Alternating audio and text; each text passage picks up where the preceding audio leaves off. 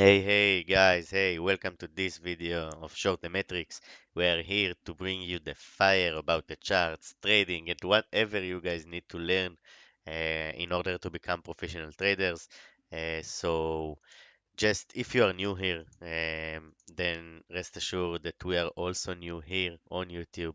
We have decided to drop a lot of information to bring a community together that loves the game that is called trading and ready to make it this game a profession. Um, so in today's session, what I'm going to talk with you about is the CPI data. The CPI data that is due to come out. Tomorrow on July 12, on Wednesday. I'm sorry, it's not tomorrow, it's in 2 days from now. And everything you need to know about the CPI, about the dollar and how it will affect the markets, this you will find right here. Okay, so make sure, guys, to head over to our channel, hit the subscribe button, leave us a comment about what you want us to talk about, and give us a like. Let's see where we can get this. So perfect. Let's get to it. So for those of you who don't know what CPI is, CPI is basically a consumer price index, as you can see, change in the price of goods, services purchased by consumers, excluding food and energy. Perfect. Food and energy prices account for about a quarter of CPI, but they tend to be a very volatile and distort the underlying trend. The Federal Open Market Committee usually pays more attention to the core data. So do traders. Perfect. And why do traders care? Consumer prices account for a majority of overall inflation.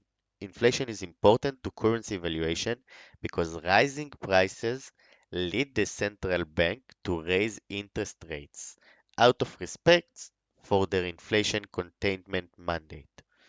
Perfect. So what we are expecting here, as you can see, we have the previous numbers, we have the forecast, and this is what we expect to see here. We expect to see the results.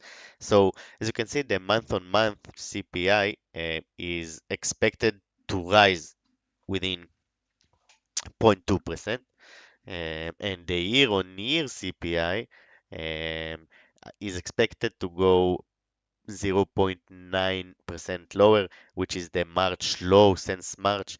That's next, I mean, March 2022. And if this does happen, then dollar should basically um, continue with its downtrend. Why? Because traders would then digest that the inflation is under control and that interest rates hikes that we had so far and probably will have at least one or two, then the market will price in that that is enough, that things are going to reverse and it's okay to get out of dollar. So let's get on with it. Let's start with what we can expect. Okay, so the issue is not the mark to market. They have a good overview, and I would like to discuss a few things with you. Um, so the issue is not about rising prices in the US, but the pace of moderation. The Federal Reserve is not satisfied with the pace, and hence we have signaled like the likelihood of two more rate hikes. The ongoing resilience of the labor market gives them a scope to act. The economic highlight in the week ahead is the US June CPI. The median forecast in Bloomberg's survey looks for a zero point 0.3 percentage increase. Oh, wow, okay, as we've talked about the month on month. That would bring the F1 annualized base to about 3.6%, owing the fact that the last June's 1.2% surge drops out of the 12-month comparison. The year-over-year rate is expected to drop from 4% to 3.1%, which we have discussed. Um, March 2021, I'm sorry.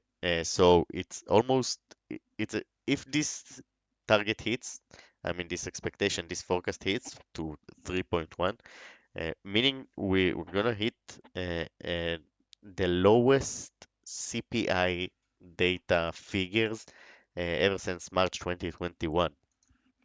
The June report in some ways marks the end of the low-hanging fruit. Perfect. So, meaning if we get to see the June CPI comes in with flavor, then we know the like we know the we will it will get easier to know the Fed's plans. I mean, if it is all good and the same things are starting to turn, and then maybe they can start to pivot, and that's it. Um, the somewhat disappointing June job growth, as you've seen in last week's video, and the 110K downward revision in the April and May series are unlikely to change the Fed or market's economic assessment. The job market is slowing, but remains strong enough to allow the Fed to hike later this month. Perfect. So I want to show you, like, as us as traders, what we care about is the dollar index. Okay? Why do we care about the dollar index? Because once we know the dollar index is going to either direction, then we know how to position ourselves. We either go long or short. If dollar is going down, then we'll go long assets against the dollar. Just for example, if dollar is going down, as you can see, euro should be going up, as you can see. I'm currently in a long. And this this right here is what you need to remember. Okay? So how we can expect so once we figure out what the dollar is going to do, then we know what to expect coming next. Okay? So if we do get these numbers here, then we should see dollar coming back and continue with its journey down, but remain cautious because we have until Wednesday till it happens. Tomorrow, uh, they can even rip back to the upside just to come back down with the CPI data. So just be cautious because dollar do like this stuff. But one more interesting thing I want to show you guys is this by Bloomberg. Hedge funds abandon bullish dollar bets on peak Fed speculation. As you can see this chart, last time these guys went net dollar short were in like the beginning of 2023. But then we had like a lot of weeks without with net longs on the dollar. But as you can see now, they have broken this before. Right now, they are net short on the dollar. So let's read a bit of it. The hedge funds have swung to an overall bearish dollar bet for the first time since March on a wager to Federal Reserve is finally approaching the end of its interest rate hiking cycle. Perfect.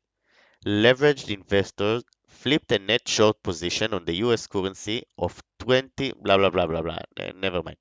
Bloomberg's gauge of the dollar has dropped 1.6 in the year of signs that the Fed is nearing the end of its tightening cycle, meaning the hedge funds are now pricing in that the dollar is gonna go down because Fed will stop hiking rates, and once they stop hiking rates, borrowing money will be easier. Then people will do it. They will borrow money. They will use their dollars and free it to the market.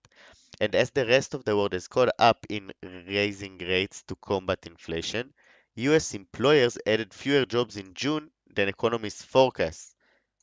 Okay, that's what we talked about last week. Payroll data showed Friday, boosting the confidence of the dollar bears, betting the central bank will start easing policies sooner rather than later. Perfect. Okay, so that's good for us if we are bullish. Uh, okay, let's get this quote. With the US non-farm payrolls behind us, we look to the US CPI report as the next big risk for markets. Chris Weston, head of research at Pepperstone Group Ltd, wrote in a note, ahead of this, we've seen dollar sellers start to dominate with Euro USD eyeing a retest of the June 2022 high of 1.1012. Let's head over to Euro for a second. Yep, heading towards it, as you can see. Guys, please make sure to like and subscribe, follow us, hit the comments, let us know what you want me to discuss next, and please be careful with the CPI. I wouldn't trade just until the CPI is over, till, so you guys will have um, the opportunity to see their hand and then join the party. So hope you liked it, guys.